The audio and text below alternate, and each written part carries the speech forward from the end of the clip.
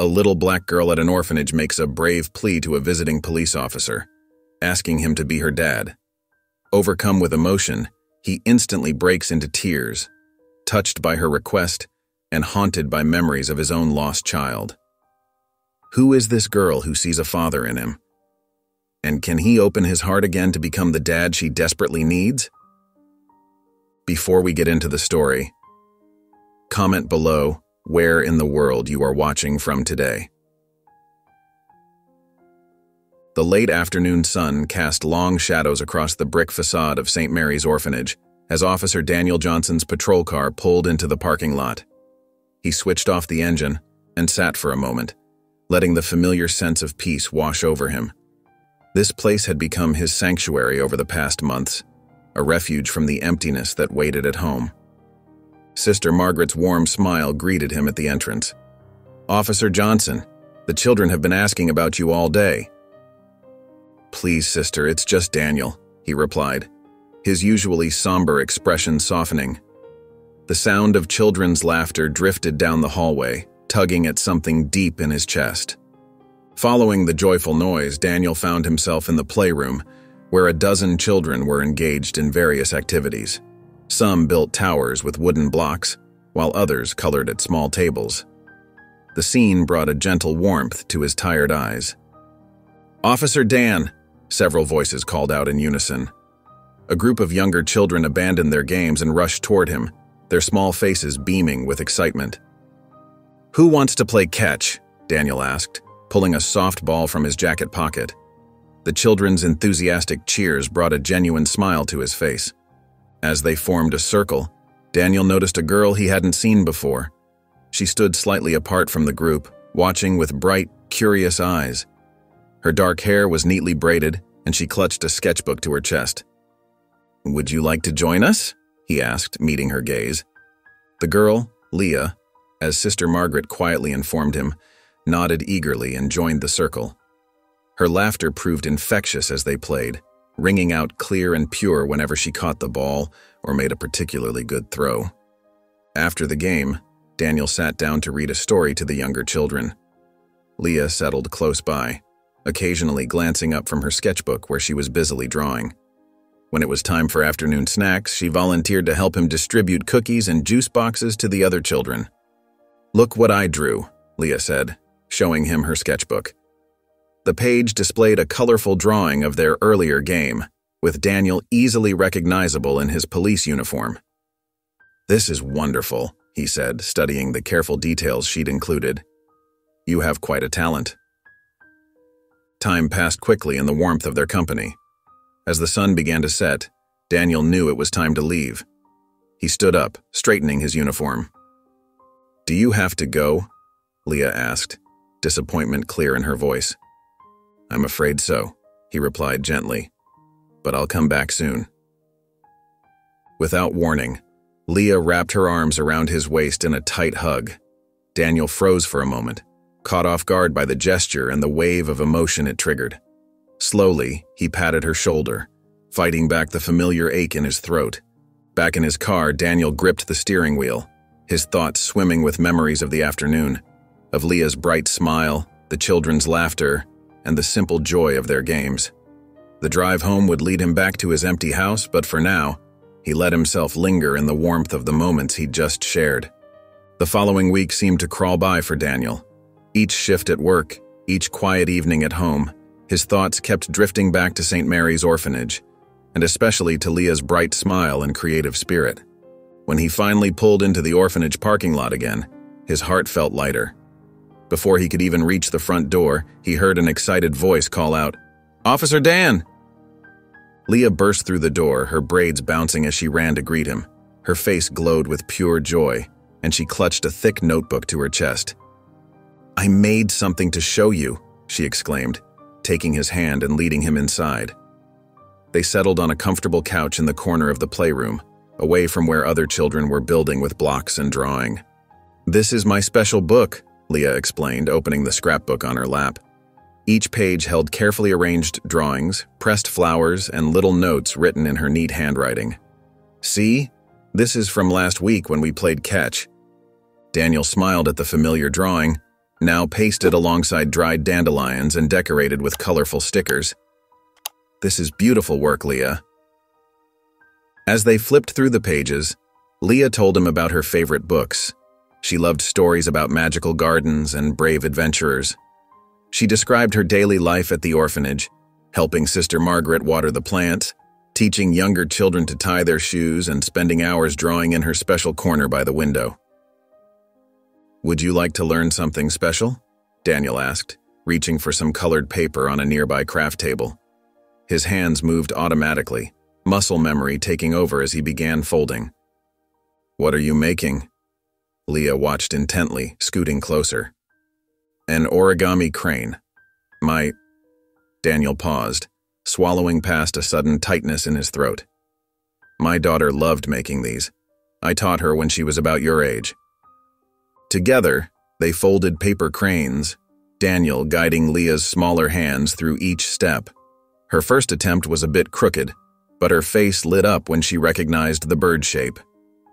"It's perfect," Daniel assured her, helping her smooth the final fold. As the afternoon light began to fade, Daniel knew it was time to leave. Leah looked up at him, her eyes serious. "When will you come back?" "I promise I'll return soon," Daniel replied, touched by the hope and trust in her expression.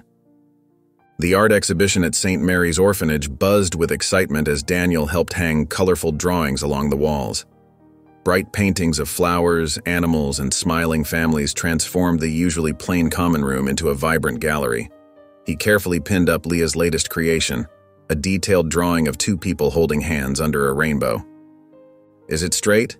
he asked, adjusting the corner slightly. Leah stood back, studying the placement with serious concentration. "A little higher on the left," she directed, fidgeting with the hem of her favorite blue dress. Something about her seemed different today, more reserved, almost nervous. As other children proudly showed their artwork to the staff and visitors, Leah gently tugged at Daniel's sleeve. "Can we talk?" she whispered, glancing toward a quiet corner by the window. "Just us?" Daniel nodded, following her lead. Sunlight streamed through the window, warming the peaceful corner where they often read stories together. Leah's hands twisted together as she gathered her courage. "Officer Dan," she began, her voice small but determined. She looked up at him with those earnest brown eyes that always seemed to see right into his heart. I want to ask you something really important." Daniel knelt down to her level, sensing the weight of the moment. "What is it, sweetheart?" "Would you—" Leah took a deep breath. "Would you maybe want to be my dad? For real?" Her words tumbled out faster now. "I feel safe when you're here. You make me laugh and you listen to all my stories and I think we could be a good family." The world seemed to stop for a moment. Daniel's heart clenched as memories of his daughter Sarah flooded back, her 8th birthday party, teaching her to ride a bike, the last time he'd hugged her goodbye. Sarah had been Leah's age when the accident took her and Claire away forever. "I know I'm not always perfect," Leah continued, misinterpreting his silence, "but I promise I'd be a good daughter. I'd help with dishes and everything." Tears welled in Daniel's eyes as he looked at this brave little girl who had somehow worked her way into his heart. Without words, he pulled her into a gentle hug, feeling her small arms wrap tightly around his neck. The emotional weight of the moment overwhelmed him. His chest felt too tight, his thoughts a whirlwind of past loss and present possibility. When he finally stood up, his legs felt unsteady. I need some time," he managed to say, his voice rough with emotion. The drive home passed in a blur, Leah's words echoing in his mind. "Would you maybe want to be my dad?" The simple question stirred up everything he'd tried to keep buried. His grief, his loneliness, his fear of loving and losing again. Yet underneath it all, there was something else, something that felt remarkably like hope. Daniel sat in his dimly lit living room, the silence broken only by the gentle ticking of the wall clock. His eyes fixed on the silver-framed photograph on the mantel, Claire's radiant smile and Sarah's pigtails catching the sunlight of that long-ago summer day at the beach. The memory felt both sharp and distant, like looking through frosted glass. "What would you think about this, Claire?" he whispered, running his finger along the frame's edge. Dust had gathered in the corners, despite his careful weekly cleaning routine. He pushed himself up from his worn leather armchair, his footsteps echoing through the house as he paced. The home that once buzzed with life and laughter now felt like a museum of memories. Each room held echoes of the past. Sarah's height mark still penciled on the kitchen door frame, Claire's favorite coffee mug still hanging on its designated hook. Moving to the hall closet, Daniel pulled out a heavy photo album bound in burgundy leather. He settled back into his chair, each page turn revealing another snapshot of his former life. Sarah's first day of school, family picnics in the park, Claire teaching Sarah to bake cookies.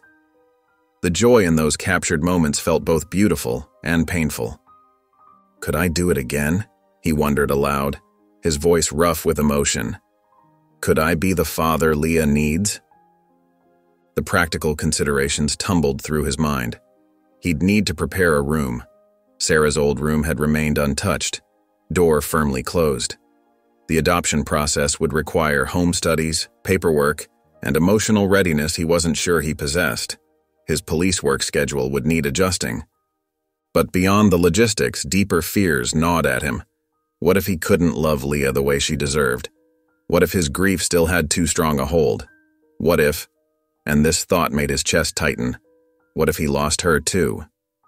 Yet when he closed his eyes, he could see Leah's hopeful face, hear her laugh that somehow brightened even his darkest days.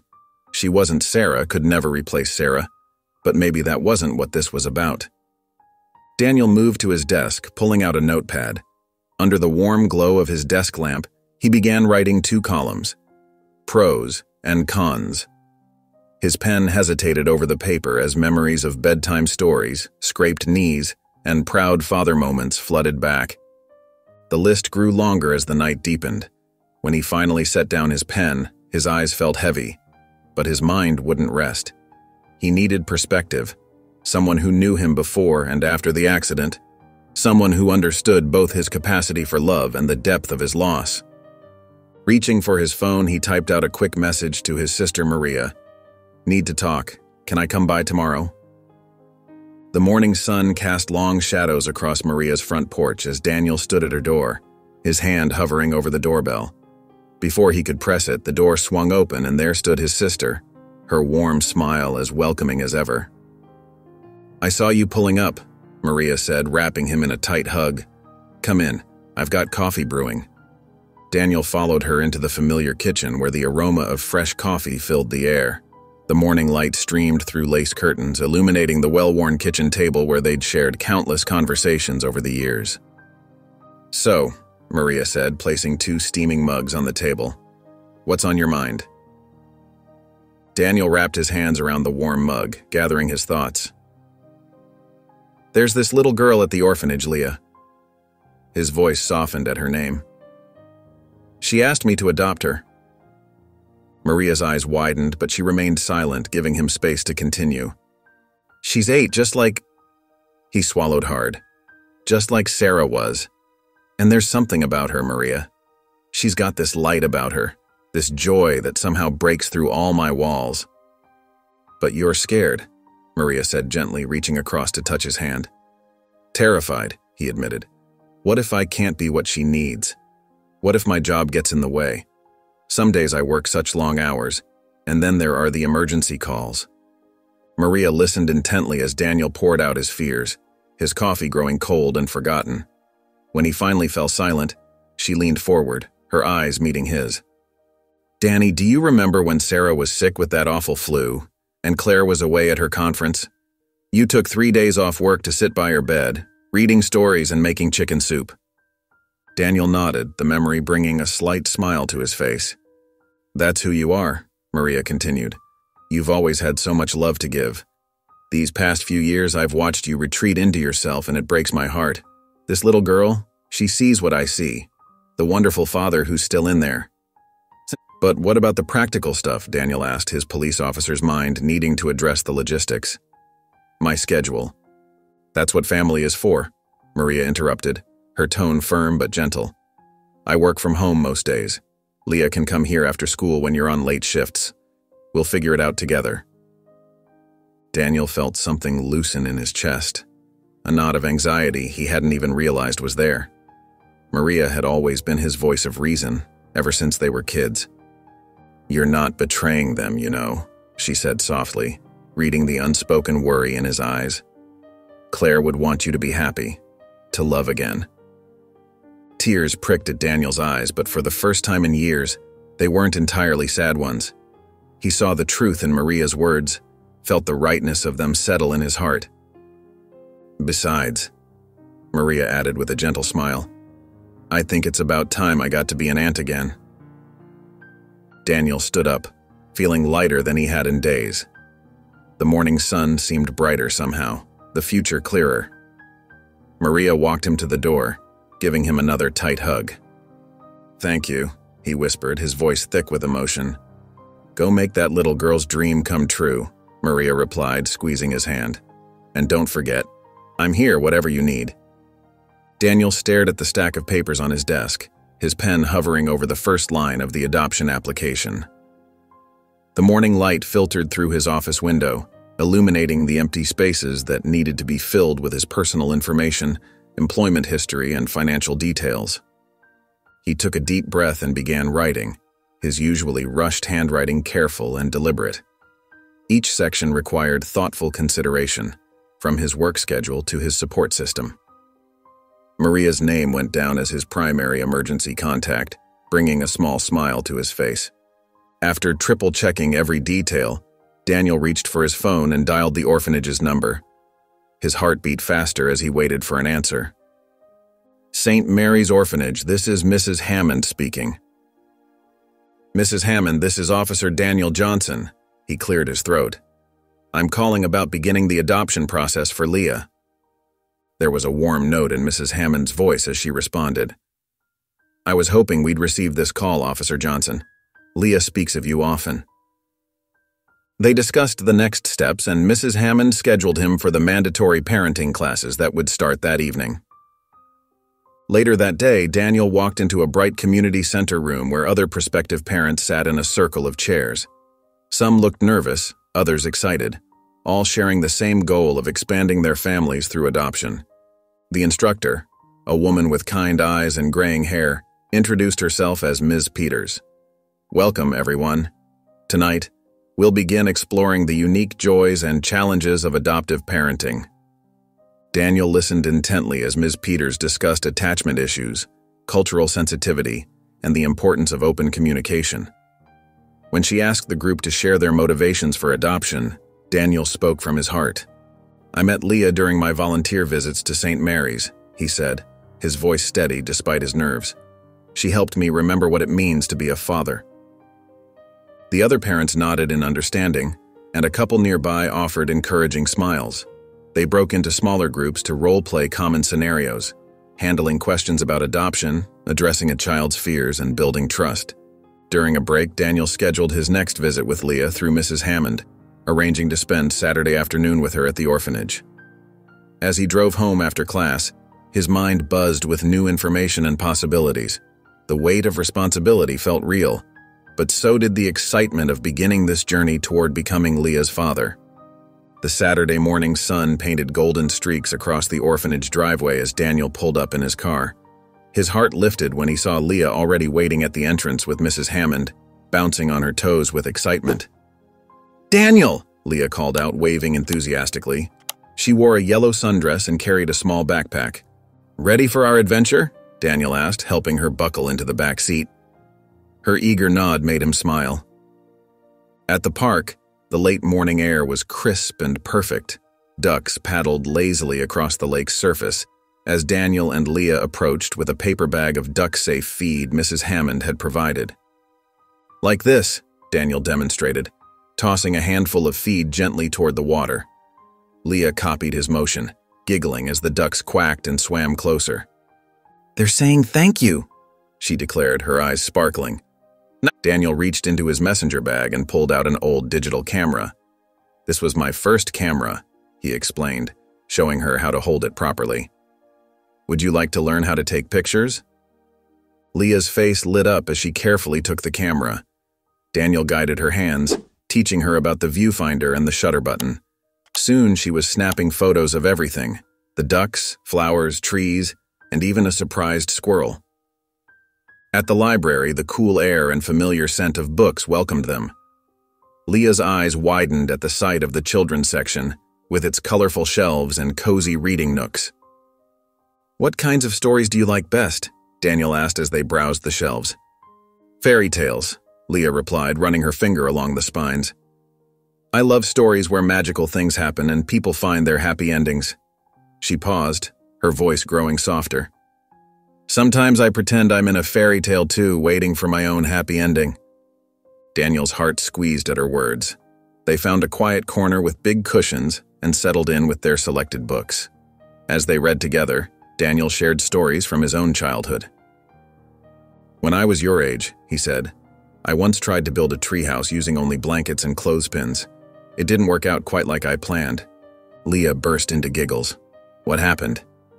"Let's just say I learned that blankets aren't the best building material," Daniel chuckled. "My mom found all her good sheets in a heap under the tree." They spent the afternoon sharing stories and laughter, creating their own little bubble of warmth in the quiet library. When it was time to return to St. Mary's, Leah carefully held her borrowed books against her chest, her face glowing with contentment. As they pulled up to the orphanage, Leah looked up at Daniel with bright eyes. "This was the best day ever," she said, hugging her books. Daniel walked her to the entrance, watching as she went inside, her small figure disappearing through the doorway with one last wave. Daniel sat across from Mrs. Hammond and Ms. Clark in the orphanage's small conference room. Sunlight filtered through the lace curtains, casting delicate patterns on the worn wooden table between them. Ms. Clark, a woman in her 50s with silver-streaked hair and wire-rimmed glasses, studied his application with careful attention. "Officer Johnson," Ms. Clark began, looking up from the papers, "your dedication to these children, especially Leah, is evident. However, I have some concerns about your profession." Daniel nodded, his hands clasped together on the table. "I understand. Police work isn't just demanding, it's unpredictable. How would you manage emergency calls during night shifts? What happens when Leah needs stability and routine?" "I've thought about this carefully," Daniel replied, his voice steady. "My precinct allows officers with families to choose more regular shifts. I've already spoken with my captain about moving to day shifts, with rotating weekends." Mrs. Hammond, who had known Daniel through his many visits, smiled encouragingly. "And what about unexpected situations?" Ms. Clark pressed. "Crisis calls, extended shifts?" "My sister Maria lives 15 minutes away.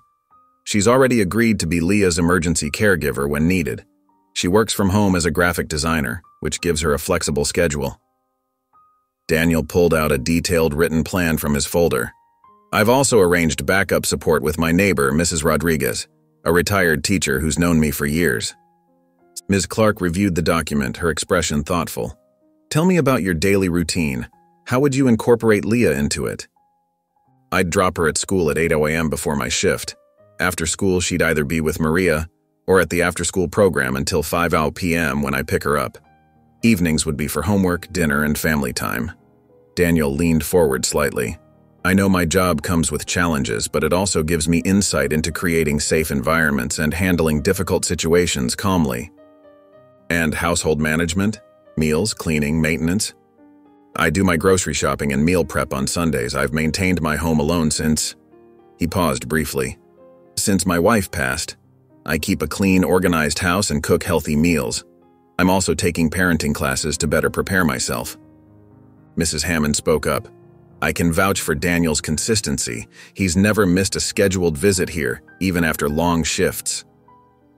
Ms. Clark made several notes, then looked at Daniel directly. "Your preparation is impressive, Officer Johnson.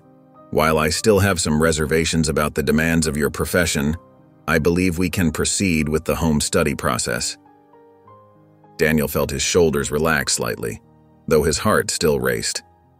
"Thank you," he said, gathering his documents. "I know there are challenges ahead, but I'm committed to providing Leah with a stable, loving home." As he stood to leave, Ms. Clark adjusted her glasses. "We'll be in touch about scheduling the home visit. Please understand that we need to be thorough. It's in everyone's best interest, especially Leah's." Daniel nodded, shaking hands with both women. Walking out of the orphanage into the bright afternoon, he felt a complex mix of relief and nervous energy. The hurdle had been cleared, but he knew there were more ahead. Daniel stood by the coffee machine in the police station's break room, stirring cream into his cup as Officer Mike Thompson walked in. The morning sun streamed through the windows, catching the steam rising from their mugs. "Hey Johnson, you seem different lately, more, upbeat," Mike said, reaching for a clean mug. Daniel took a sip of his coffee and smiled. "Actually, I'm in the process of adopting. Remember that little girl from St. Mary's I mentioned?" The news spread quickly through the break room as more officers filtered in. Officer Lisa Grant, a veteran on the force with kind eyes and graying hair, sat down next to Daniel. "Daniel, that's wonderful news," she exclaimed, patting his arm. "How far along are you in the process?" "Just finished the initial interviews. Home studies next," Daniel replied, warming his hands around his cup. Not everyone shared the same enthusiasm. Sergeant Peters frowned from across the room. "Single dad, demanding job. You sure about this, Johnson?" "I've got it figured out," Daniel assured him, explaining his plans for shift adjustments and family support. Lisa's eyes lit up with an idea. "You know what? We should organize something to show the department's support. Maybe a little gathering at Murphy's Park?" Before Daniel could respond, several officers chimed in with offers to help. Officer Rodriguez volunteered his wife's catering services, while others suggested collecting supplies for Leah's room. The support extended beyond the station. That evening, Daniel opened his front door to find Mrs. Chen from next door, holding a steaming casserole dish. "For you," she said with a warm smile. "And when the little one comes, I can watch her after school if you need. My grandchildren are grown now, and I miss having young ones around." Throughout the week, neighbors stopped by. The Patels brought homemade curry and offered their daughters outgrown books. Mr. Wilson, a retired carpenter, volunteered to help set up Leah's room. At Murphy's Park that Saturday, Daniel was overwhelmed by the turnout. Lisa had organized everything perfectly. There were picnic tables laden with food and a banner that read, "Welcome to our community, Leah." Children played on the swings while their parents chatted and shared stories. Mrs. Rodriguez, his elderly neighbor, pressed an envelope into his hand. "The neighborhood pitched in," she explained, "for Leah's school supplies or whatever she might need." Daniel looked around at the gathering, fellow officers in casual clothes playing frisbee with their kids, neighbors setting up food and Lisa coordinating activities. His chest tightened with emotion as he realized he wasn't alone in this journey. Lisa approached him with a paper plate of cookies. "See, it takes a village, and you've got quite a village here, Daniel." Daniel's phone buzzed as he finished putting away the last of the party supplies from the community gathering. Ms. Clark's name flashed on the screen, making his stomach tighten.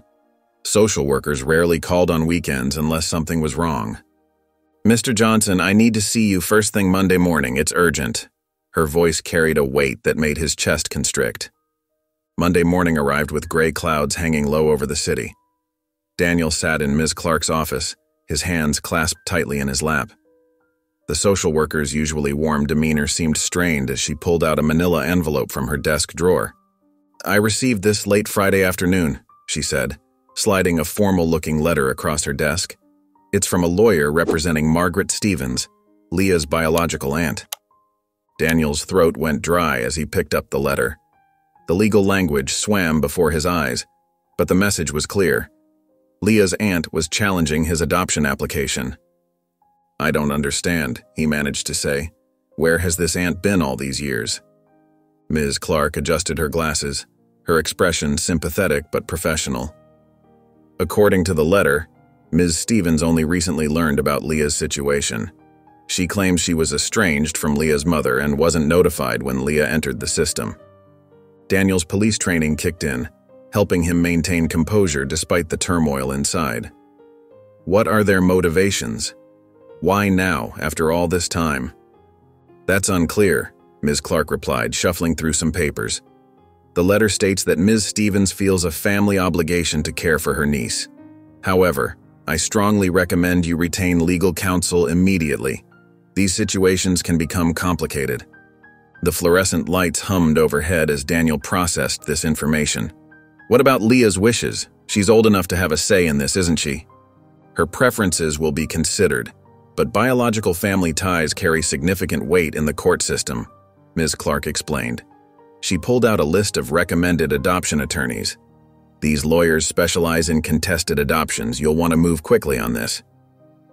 Daniel's jaw clenched as he took the list. The thought of Leah being taken away after they'd grown so close made his chest ache. I won't give up without a fight, he said, his voice firm despite his inner turmoil. I expected as much, Ms. Clark nodded. Just remember to handle this through proper legal channels. Any direct contact with Ms. Stevens or her lawyer could complicate matters. As Daniel stood to leave, the weight of the situation pressed down on his shoulders. The letter felt heavy in his hand, like it carried all his fears and uncertainties about losing Leah. He walked to his car, a mix of frustration and determination coursing through him. This challenge wouldn't stop him from fighting for the little girl who had brought light back into his life. The Saturday morning sun painted golden streaks across the parking lot as Daniel lifted a shiny blue bicycle from his truck. He'd spent hours the night before assembling it, making sure everything was perfect. Leah bounced on her toes beside him, her eyes wide with excitement. "Is it really for me?" she asked, running her hand along the handlebar grips. "All yours," Daniel smiled, adjusting the pink helmet on her head. "Ready to learn?" The park was quiet this early, with only a few joggers on the paths. Daniel led Leah to a smooth, flat stretch of pavement, perfect for beginning riders. He showed her how to position herself on the seat and where to put her feet on the pedals. "I'm scared," Leah admitted, gripping the handlebars tightly. "That's okay," Daniel assured her, keeping a steady hand on the back of the bike. "I've got you. Just like when I learned to ride. My dad held on until I was ready." Leah wobbled and squealed as she started pedaling, Daniel jogging alongside. "You're doing great," he encouraged. "Keep those eyes forward."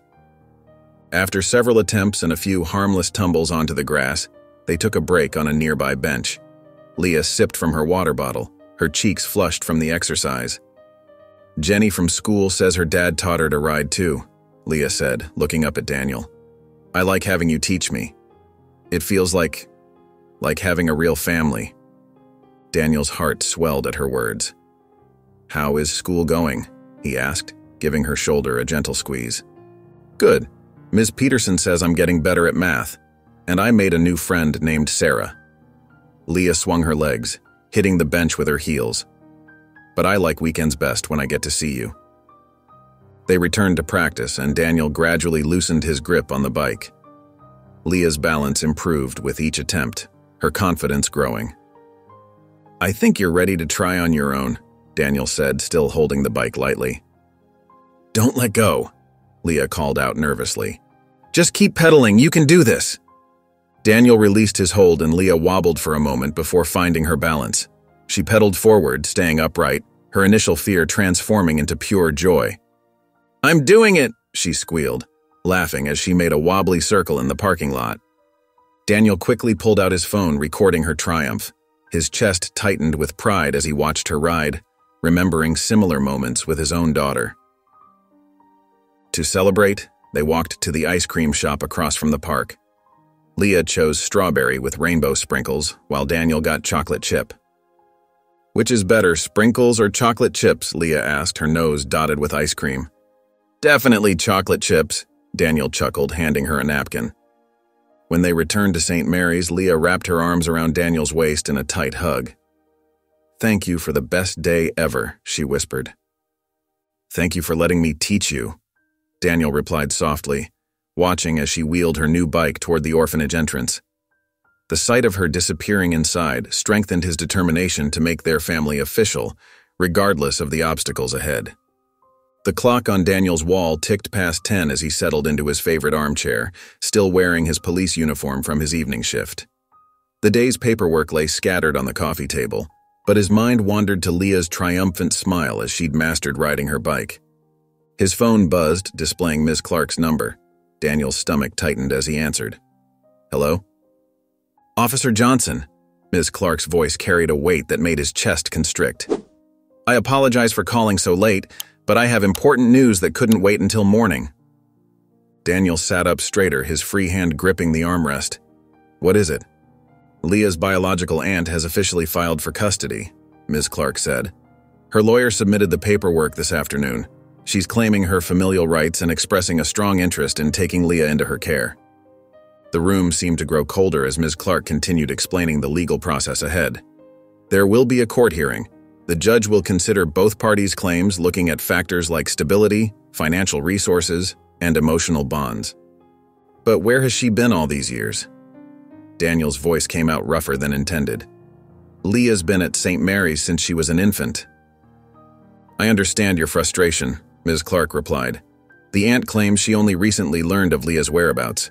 She lives in Arizona and says she's now financially stable enough to care for her niece. Daniel rubbed his temples. What are my options? You'll need a good family law attorney, Ms. Clark advised. I can recommend several who specialize in adoption cases. I'll provide all the documentation showing your involvement with Leah and the progress of your adoption application. I want to meet with a lawyer as soon as possible, Daniel said, already reaching for a pen. And I need to speak with her aunt. Can you share her contact information? Of course. I'll email you everything right away. And Daniel? Ms. Clark's voice softened. I've seen your interactions with Leah. I'll do everything I can to support your case. After hanging up, Daniel sat in his dimly lit living room, the only light coming from a small lamp in the corner. His hands trembled slightly as he dialed the number Ms. Clark had sent for Leah's aunt. A woman answered on the third ring. Hello? Mrs. Reynolds? This is Officer Daniel Johnson. I'm calling about Leah. There was a pause before she responded. Yes, I was told about you. You're the police officer trying to adopt my niece. I'd like to meet with you, Daniel said, keeping his voice steady despite the emotion building in his chest, to discuss what's best for Leah. They agreed to meet the following week, and Daniel ended the call. He remained in his chair, staring at the shadows dancing on his wall, his determination growing stronger with each passing moment. He wouldn't give up on Leah, not without fighting with everything he had. The afternoon sun streamed through the cafe windows as Daniel arrived early for his meeting with Janet Phillips.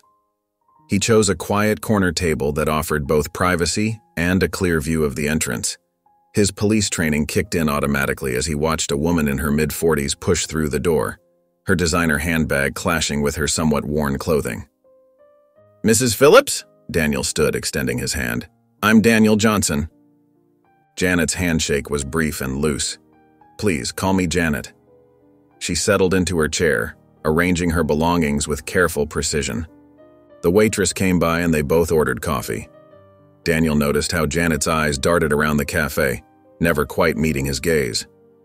So tell me about your relationship with Leah, Daniel began, keeping his tone professional but gentle.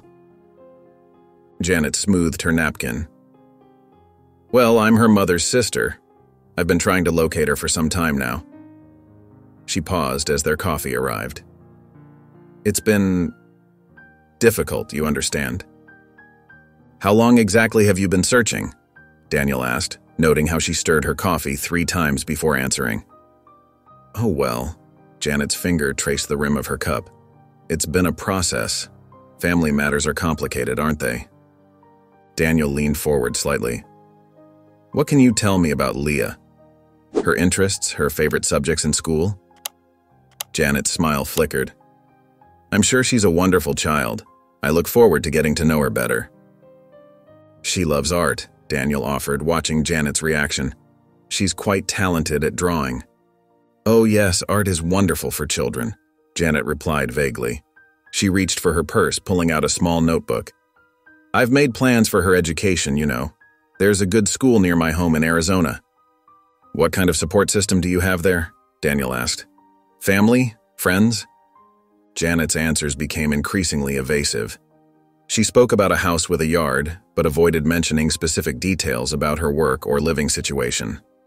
When Daniel inquired about her own family, she quickly changed the subject to Leah's trust fund. then caught herself and fell silent. The trust fund? Daniel's police instincts heightened. Oh, just a small inheritance from her mother's side, Janet said quickly, her hands fidgeting with her coffee cup. Nothing substantial, really.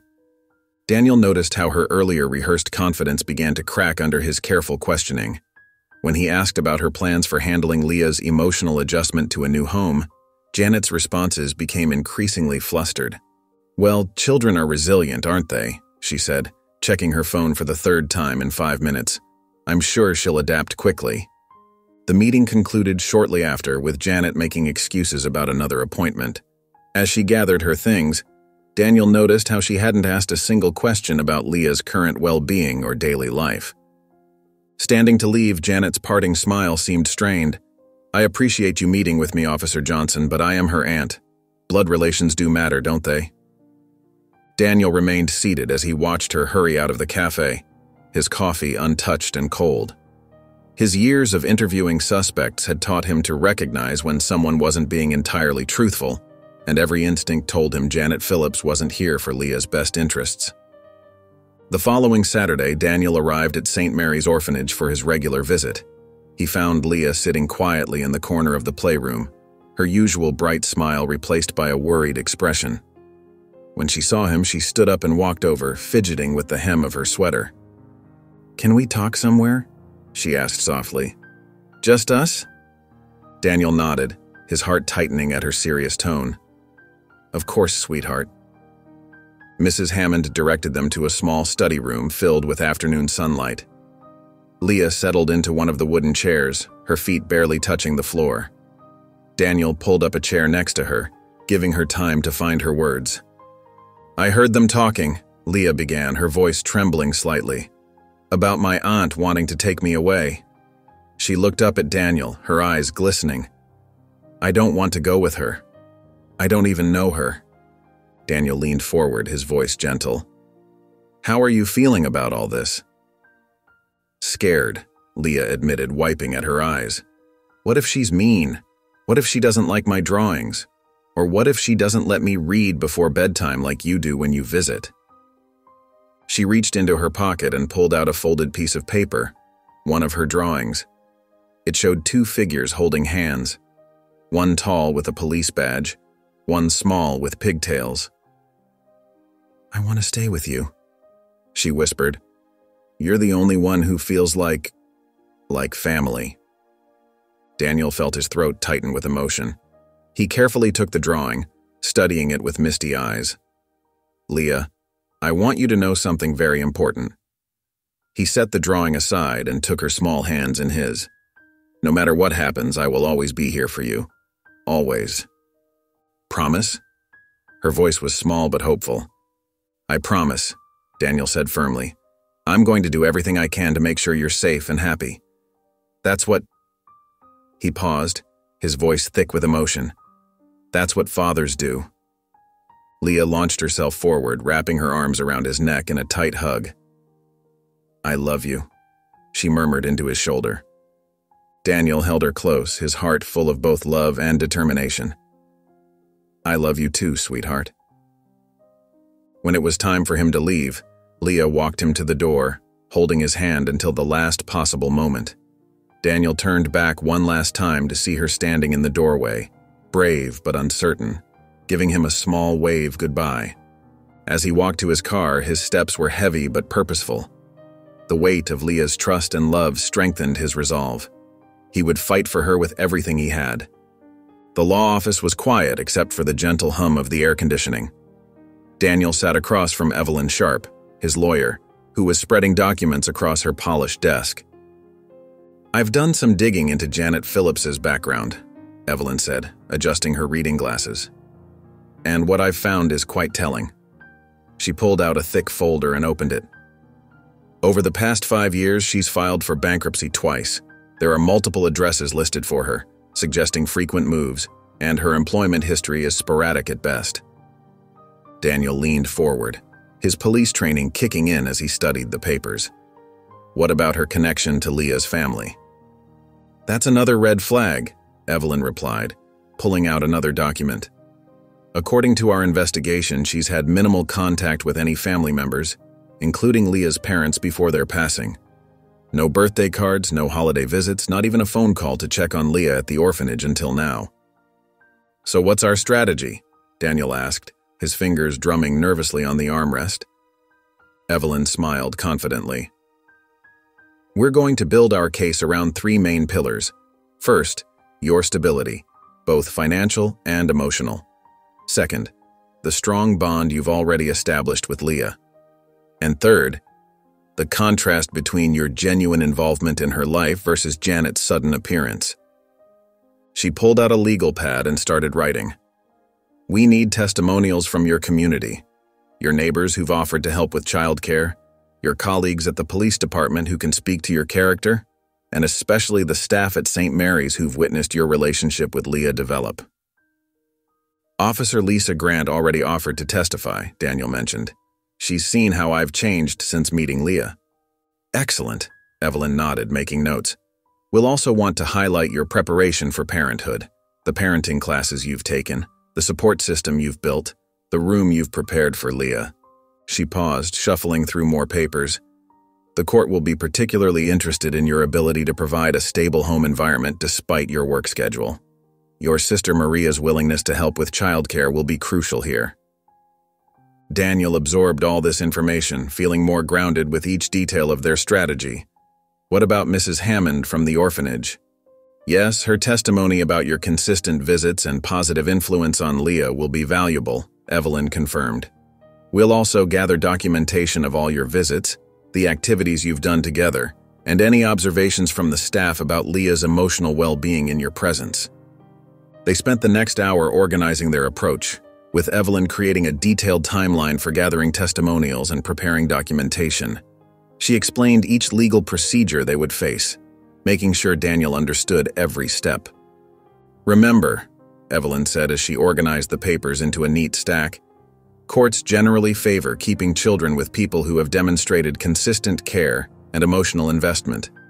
You've shown both. Janet's sudden interest, especially given her financial history, will be difficult for her to justify." Daniel stood up, feeling more confident than he had in days. The path ahead was clear now, with concrete steps he could take. Evelyn handed him a folder containing his action items and copies of key documents. "Thank you," he said sincerely. "This helps more than you know." "We have a strong case, Daniel," Evelyn assured him. "Now let's get to work gathering those testimonials." The community center buzzed with activity as people filed in through the double doors. Colorful banners hung from the walls, and tables lined with donated items for the charity auction filled one side of the room. Officer Lisa Grant, wearing a bright smile, directed volunteers as they put the finishing touches on the decorations. "Daniel, you won't believe how many people showed up," Lisa said, greeting him with a warm hug. "The whole precinct is here, and I think half the neighborhood too." Daniel looked around, his eyes wide at the turnout. Mrs. Hammond from St. Mary's Orphanage stood chatting with his neighbors, while fellow police officers mingled with local business owners who had donated to the auction. The event began with Lisa tapping a microphone. "Thank you all for coming tonight to support our friend and colleague, Daniel Johnson, in his journey to adopt Leah." One by one, people stepped up to share their stories. Mrs. Hammond spoke about watching Daniel's relationship with Leah blossom. "Every time he visits, the whole orphanage lights up. But it's his special bond with Leah that truly touches our hearts. They belong together." Daniel's elderly neighbor, Mr. Peterson, described how Daniel had helped clear his driveway during winter storms. "That's the kind of man he is, always thinking of others. He'll make a wonderful father." Several of Daniel's fellow officers shared stories about his dedication to helping children in the community. "There was this time," Officer Rodriguez recalled, "when Daniel spent his entire lunch break helping a lost child find their parents. That's just who he is." The charity auction exceeded everyone's expectations. Local businesses had donated everything from restaurant gift cards to handmade quilts. The community's generosity brought tears to Daniel's eyes. When it was his turn to speak, Daniel approached the microphone with emotion visible on his face. "I'm not great at speeches," he began, his voice slightly shaky. "But looking around this room, seeing all of you here, it means more than I can say." He paused, collecting himself. "Leah has brought so much joy into my life. She's reminded me what it means to be part of a family. With your support, I hope to give her the home she deserves." The room erupted in applause and several people wiped away tears. Mrs. Hammond squeezed his hand as he stepped down from the podium. "We're all behind you, Daniel," she whispered. Lisa announced the total funds raised, which drew gasps and cheers from the crowd. The amount would cover a significant portion of the legal expenses, lifting a weight from Daniel's shoulders. As people mingled and enjoyed refreshments, Daniel stood back, taking in the scene. The warmth and support filling the room felt like a protective shield around his heart, giving him strength for the challenges ahead. The courtroom's heavy wooden doors opened to reveal rows of spectators already seated. Daniel straightened his tie and followed Evelyn Sharp to their designated table. Across the aisle, Janet Phillips sat with her attorney, her perfectly manicured nails tapping nervously on the table surface. Judge Harrison entered, and the bailiff called the court to order. The proceedings began with Janet's attorney presenting their case. He stood tall, gesturing confidently as he spoke. "Your Honor, my client, Mrs. Janet Phillips, is Leah's biological aunt. She recently learned of her niece's situation and wishes to provide her with the stability of a traditional family home. Mrs. Phillips has recently married, owns a comfortable house in the suburbs, and can offer Leah the connection to her biological family that every child deserves." Janet took the stand, dabbing at her eyes with a tissue. "When I discovered Leah was in an orphanage, my heart broke. I want to give her the life she deserves, surrounded by family." During cross-examination, Evelyn Sharp approached the witness stand with measured steps. "Mrs. Phillips, could you tell the court when you last saw Leah before initiating these proceedings?" Janet shifted in her seat. "Well, it's been some time."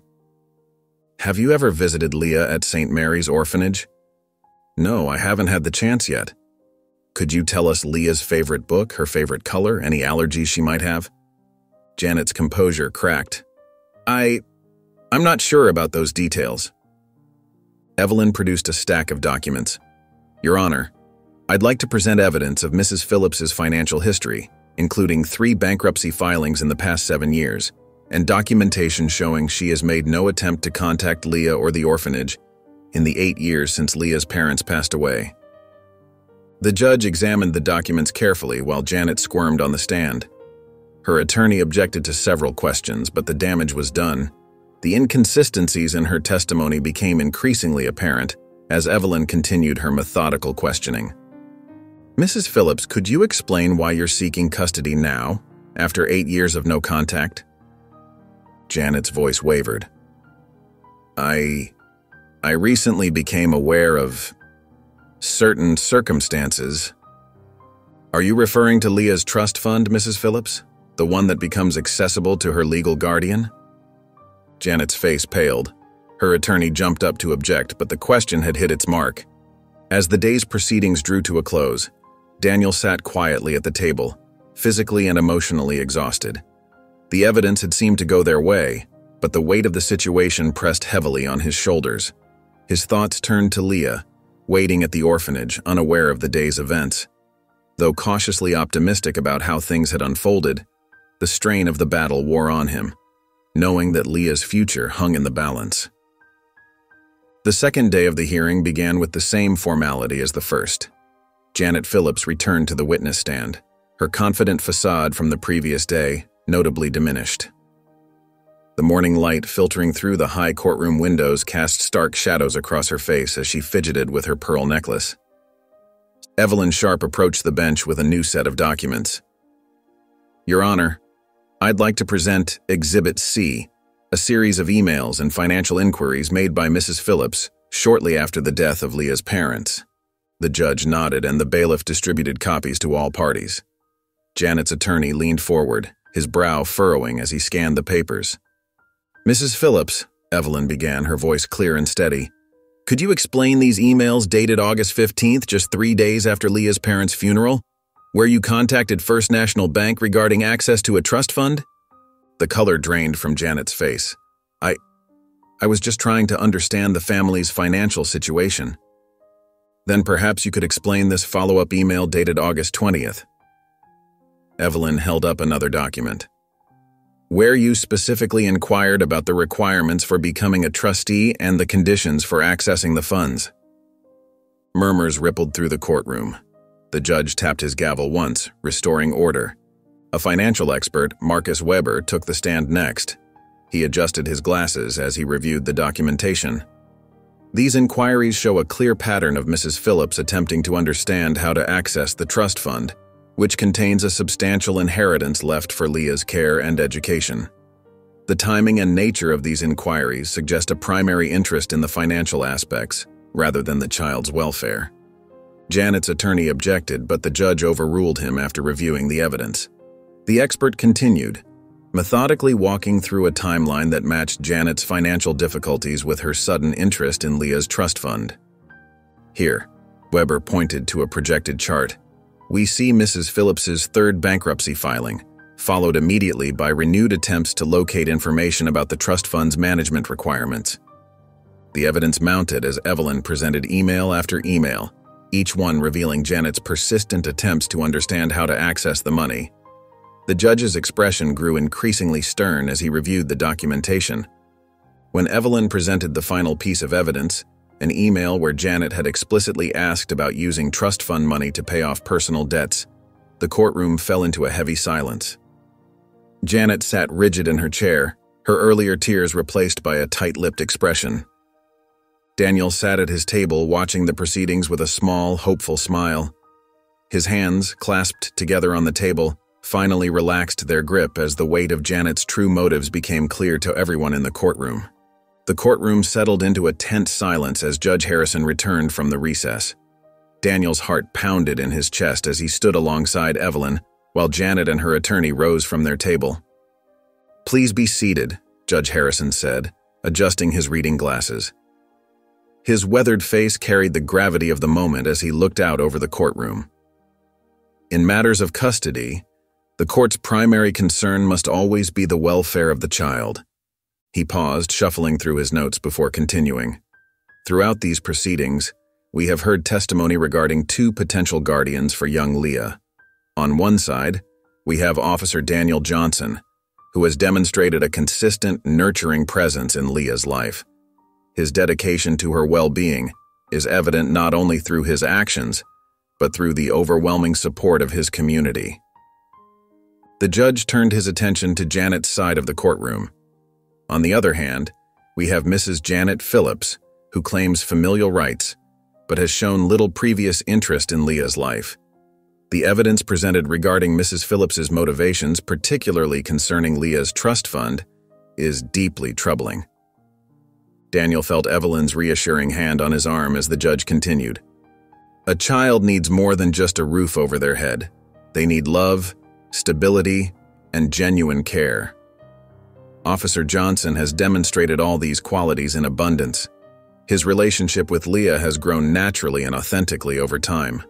The testimonies from the orphanage staff, his colleagues, and community members paint a picture of a man who is not only capable of providing for Leah, but who already considers her family. Judge Harrison removed his glasses, his expression stern as he addressed Janet directly. Mrs. Phillips, your sudden interest in Leah's welfare, coinciding with your discovery of her trust fund, raises serious concerns about your true intentions. This court cannot and will not place a child in a situation where financial gain appears to be the primary motivation. The judge straightened in his chair. Therefore, it is the decision of this court to grant full custody of Leah to Daniel Johnson, with all associated rights and responsibilities. Mrs. Phillips's petition is hereby dismissed. A quiet wave of applause rippled through the courtroom. Daniel's supporters smiled and nodded, while Janet slumped in her chair, her attorney already gathering their papers. Officer Johnson, the judge added, I trust you will continue to provide Leah with the loving home she deserves. Thank you, Your Honor, Daniel managed to say, his voice thick with emotion. As the judge left the bench, Daniel turned to Evelyn, pulling her into a quick hug. Thank you for everything, he whispered. Well-wishers surrounded him, offering congratulations and warm embraces. With trembling hands, he pulled out his phone and typed a message to Leah. Great news, sweetheart. We won. We're going to be a family." Daniel stood in the freshly painted room, surveying his work with satisfaction. The walls were now a soft lavender, Leah's favorite color, and the afternoon sun streamed through white curtains, making the space feel warm and inviting. He had spent the past week preparing everything, assembling the white wooden bed, setting up a desk by the window, and arranging shelves for her books and treasures. When Leah walked in for the first time, her eyes widened with wonder. "This is really my room?" she whispered, clutching her small suitcase. "All yours, sweetheart." Daniel smiled, watching as she took tentative steps inside. They spent the afternoon unpacking her belongings together. Leah carefully arranged her beloved books on the shelves, while Daniel helped hang her drawings on the walls. Each item found its perfect spot: her stuffed animals on the bed, her art supplies in desk drawers, and her clothes in the closet. "Where should we put your telescope?" Daniel asked, holding the gift he'd bought her last month. "By the window!" Leah exclaimed, bouncing with excitement. "Then I can look at the stars before bedtime." As they worked, they talked about the future. Leah chattered about starting at her new school next week, wondering if she'd make friends. Daniel assured her she would, promising to help her adjust. "Can we go to the beach this summer?" Leah asked as she organized her collection of seashells on a shelf. "Of course," Daniel replied. "We can build sandcastles and collect more shells for your collection." When the room was finally arranged to Leah's satisfaction, Daniel prepared their first dinner as a family. They made pizza together in the kitchen, Leah giggling as she sprinkled cheese and carefully placed pepperoni slices. Over dinner, they sat at the kitchen table, now set for two instead of one. Leah's eyes sparkled as she told Daniel about all the things she wanted to do in her new room, from having tea parties with her stuffed animals to creating an art corner. As evening settled in, Daniel helped Leah get ready for bed. She changed into her favorite star-patterned pajamas and climbed into her new bed, snuggling under the purple comforter. "Time for a story?" Daniel asked, picking up a book from her nightstand. Leah nodded eagerly, making room for him to sit beside her. Daniel opened the book, and as he began to read, Leah curled up against him, perfectly content in her new home. Sunlight filtered through the lavender curtains as Leah woke up in her new room. For a moment, she lay still, taking in the unfamiliar surroundings before remembering. This was home now. Her home.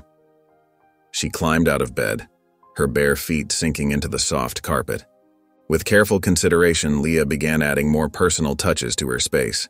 She pulled out additional drawings from her art folder and stood on tiptoes to hang them on the walls. Each picture found its perfect spot: a drawing of a rainbow next to her window, a sketch of her favorite storybook character above her desk.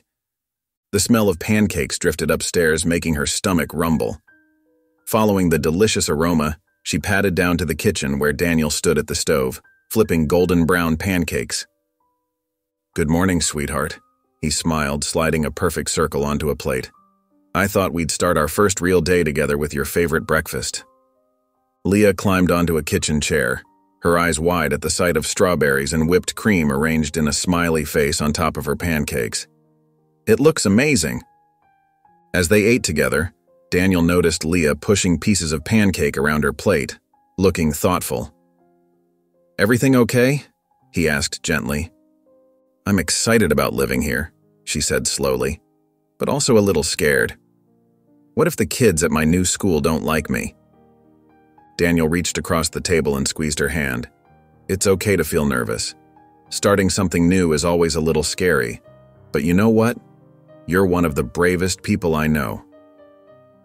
They spent the next few minutes planning their new routine. "We'll wake up at 7, Daniel explained, writing it down on a colorful schedule they could hang on the fridge. "That gives us plenty of time for breakfast and getting ready. After school, we'll have snack time, then homework, and plenty of time to play afterward." Leah nodded, adding her own ideas. "Can we read a story every night before bed, like we did yesterday?" "Absolutely," Daniel smiled. "That's going to be our special time." After breakfast, they went through their morning routine. Leah picked out her clothes, her favorite blue dress with white flowers, while Daniel helped her brush and braid her hair.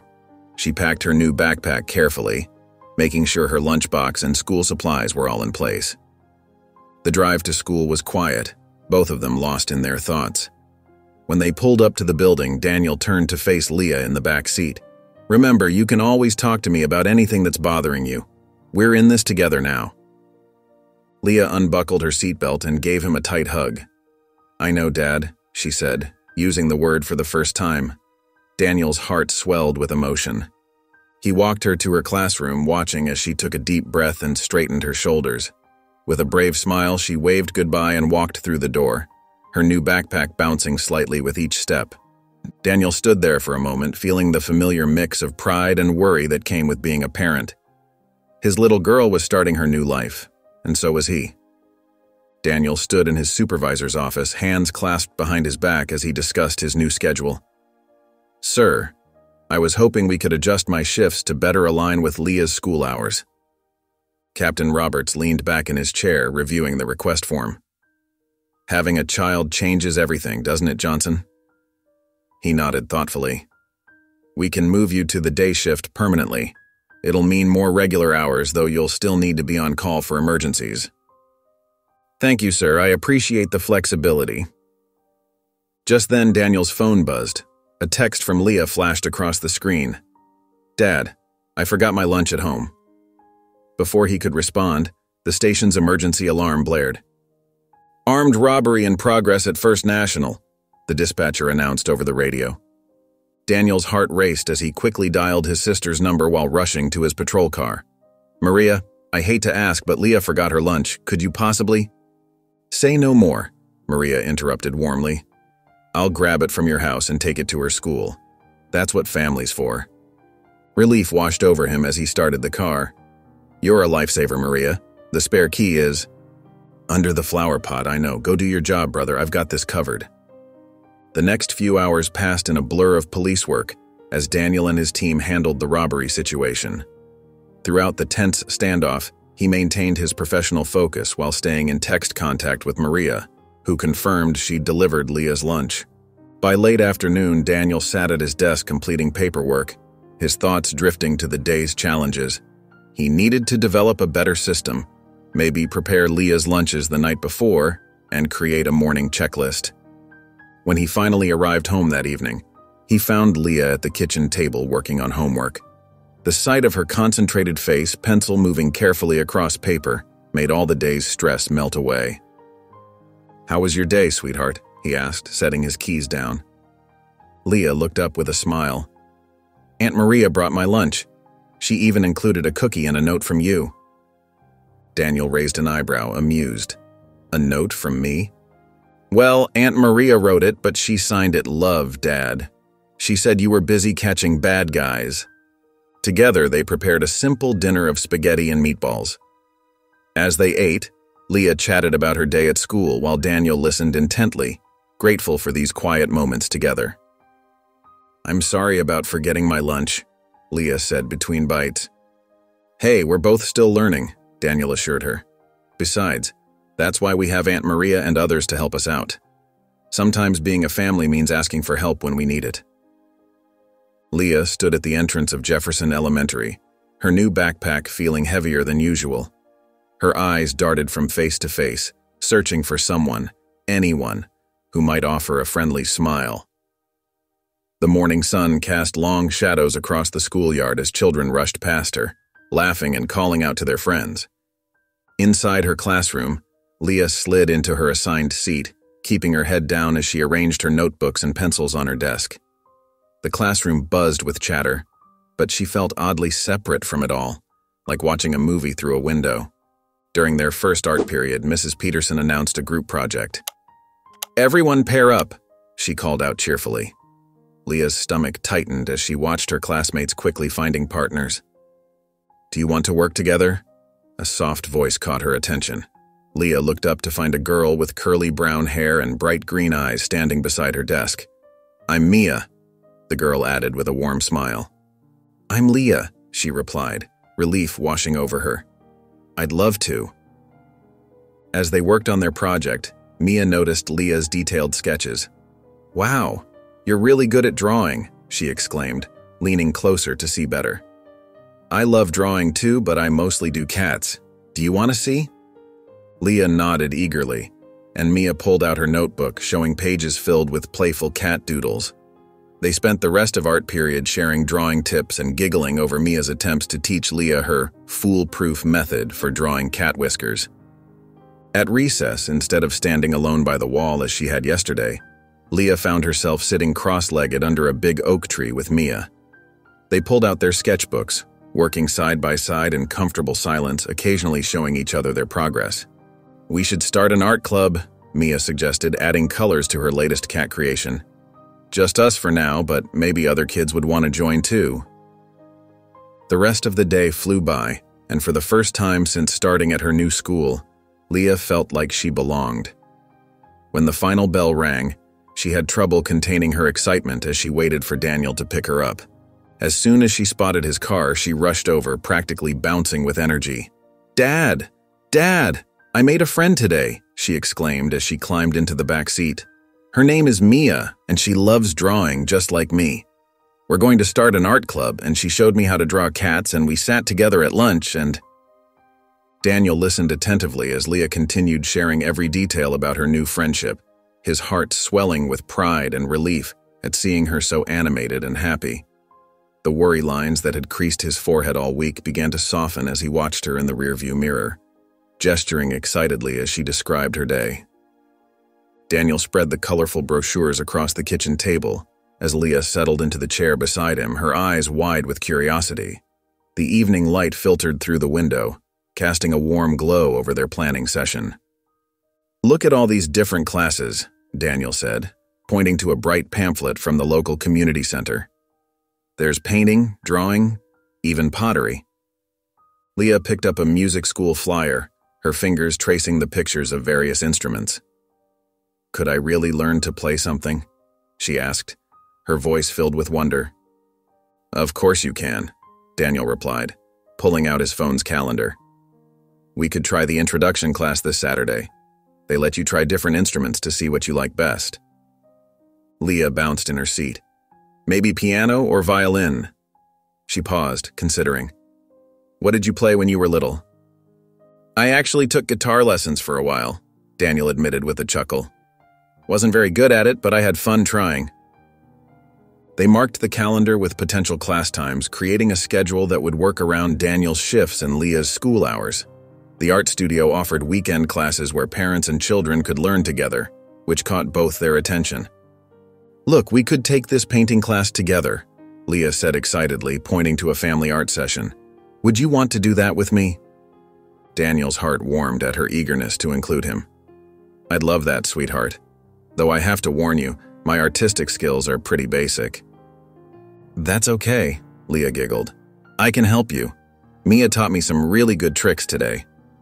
They decided on a beginner's art class for Saturday morning and a music introduction session for Sunday afternoon. Daniel wrote down the times and locations while Leah carefully colored in the calendar squares with her markers, making them special. "We should visit both places first," Daniel suggested.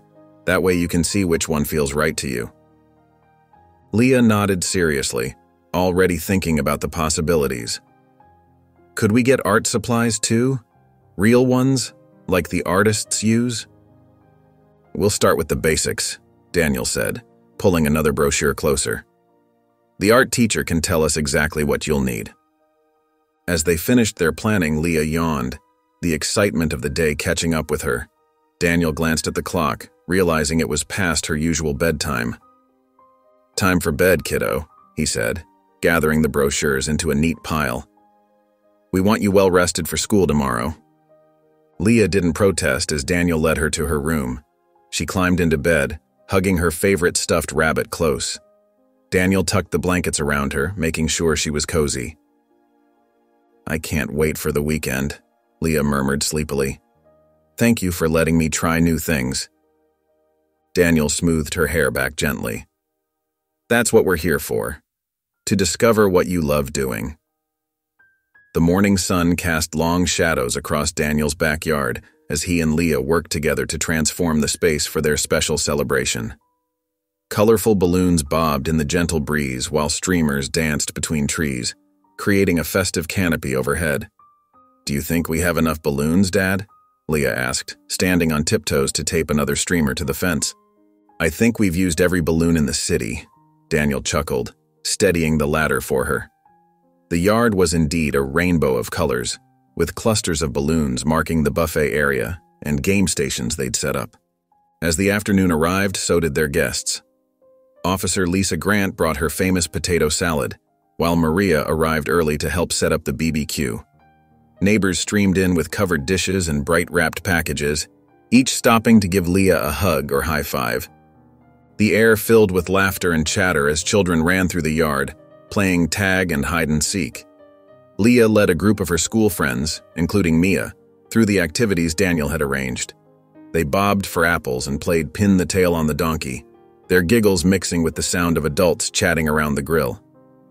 Everyone, Daniel called out, tapping his glass with a spoon to gather attention. The crowd quieted, turning toward him. I want to thank you all for being here today. 1 year ago, this community helped make a dream come true, not just for me, but for Leah too. He paused, looking at his daughter, who beamed up at him from her spot among her friends. Your support made it possible for us to become a family. And what a year it's been. From art classes to school plays, from first bike rides to family game nights, every moment has been a gift. Leah broke away from her friends and ran to Daniel's side, wrapping her arms around his waist. He placed a hand on her shoulder, smiling down at her. This is my dad, she announced proudly to a group of her classmates who had followed her. He's the best dad ever because he makes chocolate chip pancakes and never forgets to check under my bed for monsters. The adults laughed warmly at her declaration, and Daniel felt his heart swell with love and pride. The afternoon continued with the sizzle of burgers on the grill and the clinking of glasses filled with lemonade. Children darted between adults' legs, playing with party favors and sharing pieces of the large cake that proclaimed "Happy Family Anniversary" in bright blue frosting. As the party continued, Daniel watched Leah moving confidently through the crowd, introducing her friends to different adults she knew, always referring to them as "my dad's friend from work" or "my Aunt Maria," with obvious pride in her voice. She had bloomed in the past year, growing from a shy orphan into a confident, happy child who knew she was loved. The golden light of late afternoon bathed the yard in warm hues as Daniel and Leah sat together on the porch swing, taking a brief moment of quiet amid the celebration. They watched their guests enjoying themselves, the yard still full of laughter and conversation. Are you happy, sweetheart? Daniel asked softly. Leah nodded, leaning against his shoulder. This is the best party ever, she said. And the best family ever. Daniel walked through the familiar doors of St. Mary's Orphanage, his footsteps echoing in the hallway he'd first traversed as a lonely widower. Now, with Leah in his life and his heart full again, he carried a new purpose in his visit. Mrs. Hammond greeted him warmly in her office, gesturing for him to take a seat. Daniel, it's wonderful to see you. How's Leah doing? She's thriving, he said, smiling. Actually, that's part of why I'm here today. He pulled out a folder from his briefcase. I've been thinking about all the children here still waiting for their forever homes, about how my life changed when I started visiting regularly. Mrs. Hammond leaned forward, intrigued, as Daniel outlined his vision for a community engagement program. The idea is to create structured opportunities for community members to connect with the children here. Regular visits, mentoring, activities, all with the potential to lead to fostering or adoption. Like what naturally happened with you and Leah, Mrs. Hammond observed, nodding thoughtfully. Exactly, Daniel replied. I've already spoken with several of my colleagues at the police department who are interested in volunteering. Local business owners, too. They're willing to sponsor events and provide resources. He spread out several documents on her desk, showing the framework he'd developed. We could start with monthly open houses, where potential foster or adoptive parents can interact with the children in a relaxed setting. My sister Maria has offered to coordinate volunteers, and Officer Lisa Grant wants to organize regular reading sessions. Mrs. Hammond's eyes lit up as she reviewed the materials. This could make a real difference, she said. So many people want to help but don't know how to get started. Having a structured program like this could bridge that gap. Together, they began planning the details of the first open house. Daniel shared his ideas for activity stations where children and adults could interact naturally through art projects, games, and storytelling. Mrs. Hammond added suggestions based on her years of experience with the children. "We could have current foster and adoptive parents share their experiences too," Daniel suggested. "Help demystify the process for those who might be hesitant." They worked through logistics, scheduling, and safety protocols. Mrs. Hammond was particularly impressed by the comprehensive approach Daniel had taken, including background checks for volunteers and training sessions for mentors. "You've really thought this through," she said warmly. "I can see how much this means to you." Daniel nodded, thinking of his own journey from visitor to father. "Every child deserves a chance at a family," he said simply. "Sometimes people just need an opportunity to open their hearts." As they wrapped up their meeting, Mrs. Hammond stood and shook his hand firmly. "Let's do it," she declared. "We'll start planning the open house right away." Daniel gathered his materials, feeling a surge of excitement about the potential impact of the program. The same halls that had once witnessed his healing would now possibly help others find their way to creating new families, just as he and Leah had done. The soft glow of the table lamp cast warm shadows across Daniel's living room as he settled into his favorite armchair. In his hands, he held a leather-bound photo album, its pages filled with memories from the past year. Each photograph told a story of his journey with Leah, from their first tentative meetings at the orphanage to their most recent family celebration. Daniel's fingers traced over a photo of Leah's first day in her new home. Her small face beamed with excitement as she stood in front of her newly decorated room. He remembered his own trembling hands as he'd helped her unpack, wondering if he was truly ready for this responsibility. Another photo showed them at the park, Leah's hair flying wild as she rode her bike without training wheels for the first time. The pride in her eyes matched the joy in his heart that day. There were pictures from ordinary moments too, homework sessions at the kitchen table, Sunday morning pancake disasters, and quiet evenings reading together on the couch. Reaching for his journal, Daniel opened to a fresh page. He'd started writing shortly after Leah moved in, wanting to preserve these precious memories and thoughts for her future self. His pen moved across the paper, recording his reflections. "Dear Leah, sometimes I wonder if you'll ever truly understand how much you've changed my life. Before you, I was just going through the motions, letting grief define my days. But you brought color back into my world, gave me a reason to look forward to each morning." He paused, remembering the doubts that had plagued him during the adoption process. The fear that he wouldn't be enough, that his work schedule would be too demanding, that the ghost of his past loss would prevent him from being the father Leah needed. But with each passing day, those fears had gradually melted away, replaced by the simple joy of watching Leah grow and thrive. Daniel continued writing, describing the small victories and everyday moments that had knit them together as father and daughter. He wrote about her first parent-teacher conference, where her teacher praised not just her academic progress but her growing confidence. He detailed her determination to master the piano pieces she practiced each evening and her excitement when she finally played her first complete song. Looking through more recent photos, Daniel smiled at images of their growing extended family, Maria teaching Leah to bake cookies, Officer Lisa Grant attending Leah's school art show, neighbors dropping by with welcome gifts and warm wishes. The community that had supported their journey had become an integral part of their lives. Setting aside the journal, Daniel walked quietly up the stairs to Leah's room.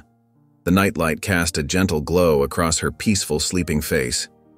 Her stuffed animals were arranged carefully around her, and her latest art project lay drying on her desk, a family portrait showing her and Daniel surrounded by hearts. Standing in the doorway, Daniel whispered a soft "thank you" into the quiet night, grateful for the precious gift of their new life together. The familiar park spread before Daniel and Leah as they walked along the winding path, carrying their picnic basket between them. The spring sunshine warmed their faces, and a gentle breeze rustled through the trees where they had first bonded over stories and shared dreams. "This looks like the perfect spot," Daniel said, spreading out their checkered blanket under a leafy oak tree.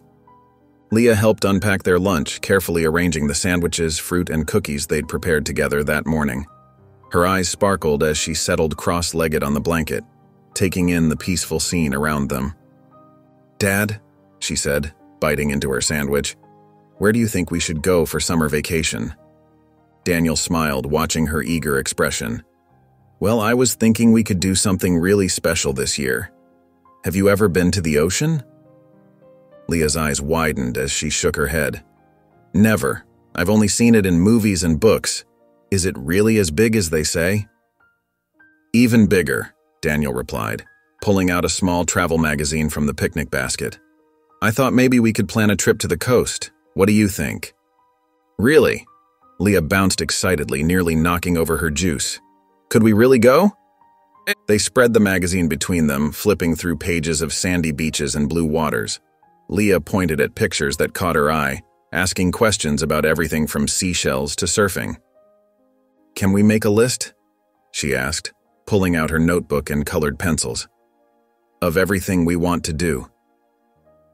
Daniel nodded, watching as she carefully wrote "beach adventures" at the top of the page in purple letters. "Building sandcastles has to be first," Leah declared, writing it down, "and collecting seashells." "How about learning to surf?" Daniel suggested. "They have lessons for beginners." Leah's face lit up as she added it to the list. "And we could visit the aquarium I saw in the magazine and eat ice cream on the boardwalk." Their list grew longer as they continued eating their picnic lunch, each new idea bringing fresh excitement to Leah's face. Daniel watched her enthusiasm with joy, remembering how reserved she had been when they first met. "We'll make it the best vacation ever," he promised, helping her pack away their picnic remains. "Just you wait and see." "Can we practice building sandcastles?" Leah asked, pointing to the park's sandbox nearby. They spent the next hour in the sandbox, Daniel showing Leah techniques for building towers and walls. Their laughter echoed across the park as their castle attempts collapsed and were rebuilt, each version more ambitious than the last. As the afternoon wound down, they gathered their belongings, their hands finding each other naturally as they walked back along the park path. Leah clutched her adventure list in her free hand, already dreaming of waves and seashells. If you enjoyed the story of Daniel and Leah, I handpicked this next story that you will enjoy. Please don't miss this one. Click here to watch it.